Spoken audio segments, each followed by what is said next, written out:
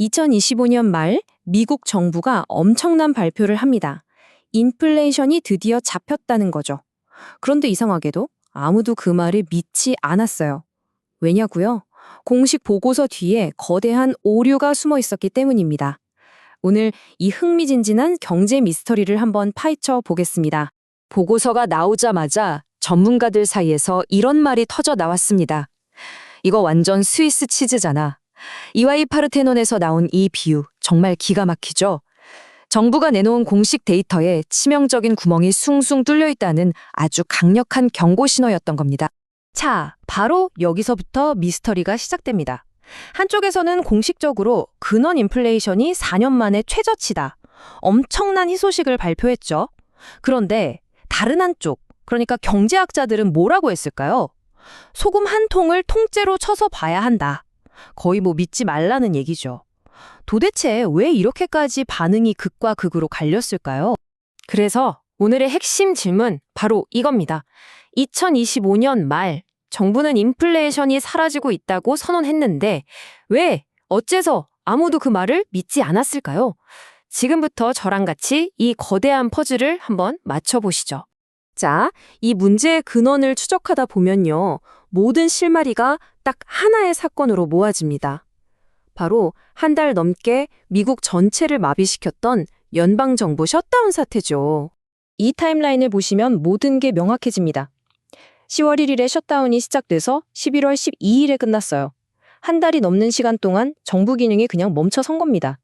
그리고 바로 이 기간, 물가 상승률을 계산하는데 가장 중요한 데이터 수집이 완전히 중단되는 사상 초유의 일이 벌어진 거죠. 그러니까 핵심은 이거예요.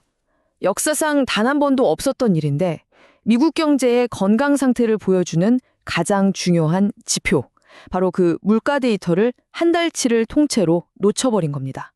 이건 그냥 실수가 아니라 전례 없는 데이터 수집 실패였어요. 여기서 이런 생각이 드실 수 있어요. 아니 데이터가 여러 가지 있을 텐데 고작 한 달치 빠진 게 그렇게 큰일이야? 라고요. 네, 근데 그 한 달이 정말 치명적인 이유가 있었습니다. 자, 이 차트를 보시면 바로 이해가 되실 겁니다. 전체 물가지수에서 주거비, 그러니까 집세가 차지하는 비중이 무려 3분의 1에 달해요. 어마어마하죠. 그런데 셧다운 때문에 바로 이 핵심 중의 핵심인 임대료 데이터를 통째로 수집하지 못한 겁니다. 생각해 보세요. 가장 큰 퍼즐 조각이 사라졌는데 전체 그림이 제대로 나올 리가 없잖아요. 이렇게 데이터가 통째로 사라진 비상사태.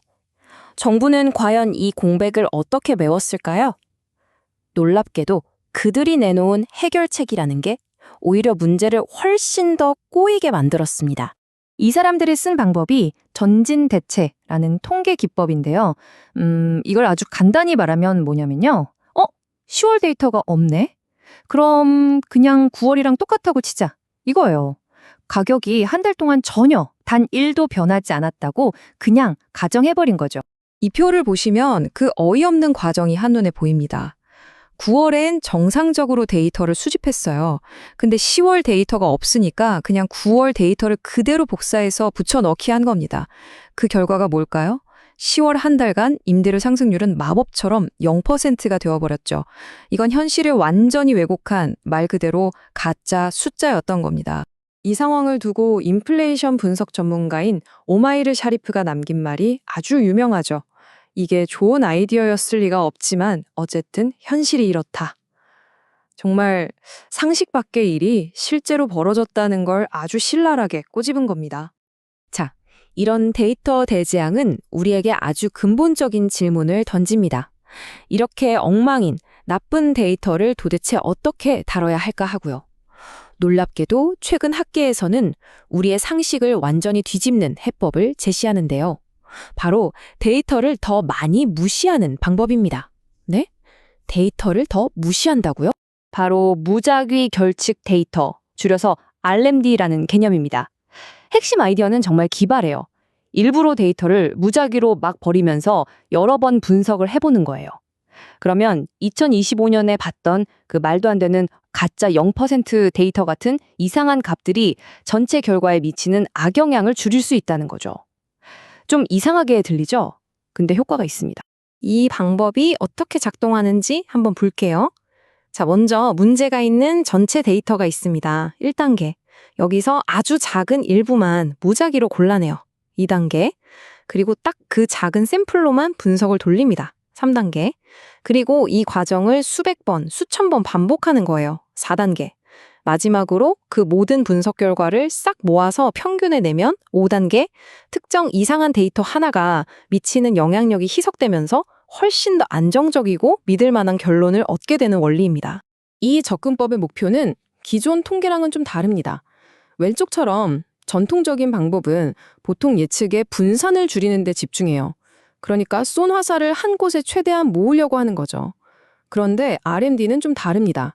오른쪽처럼 화살이 좀 흩어지더라도 관역의 엉뚱한 한쪽으로 쏠리는 편향을 막는 걸 더 중요하게 생각해요. 정확하게 틀리는 것보다 대략적으로 맞는 게 훨씬 낫다는 철학인 거죠. 자, 그럼 이런 좀 복잡해 보이는 통계 이론이 우리 실생활이랑 도대체 무슨 상관이 있을까요? 사실 이게 여러분의 지갑에 직접적인 영향을 미칩니다. 아주 크게 말이죠. 이 CPI라는 통계 하나가 얼마나 중요하냐면요. 4,780만 명의 사회보장연금, 군인과 연방퇴직자들의 연금, 수많은 노동조합의 임금 협상, 그리고 2,240만 명에게 지급되는 푸드스탬프까지. 심지어 우리가 내는 소득세 구간 조정에도 이게 쓰입니다. 이걸 다 합치면 거의 8천만 명에 달하는 미국인들의 삶이 이 숫자 하나에 달려있는 거나 마찬가지예요. 2025년의 셧다운 사태는 정말 극단적인 사례였지만 이게 우리에게 주는 교훈은 아주 분명합니다. 우리가 마주하는 현실 세계의 데이터는요, 경제뿐만 아니라 사실 모든 분야에서 언제나 불완전하고 또 예상치 못한 이상한 각, 즉 노이즈를 품고 있다는 사실입니다. 그래서 마지막으로 여러분께 이 질문을 던져보고 싶습니다. 우리가 사는 이 불완전한 정보의 세상에서 때로는 더 많은 것을 알려고 애쓰기보다 오히려 더 적게 아는 것이 전체를 더 정확하게 꿰뚫어보는 길이 될 수 있지 않을까요? 한 번쯤 깊이 생각해 볼 만한 문제입니다.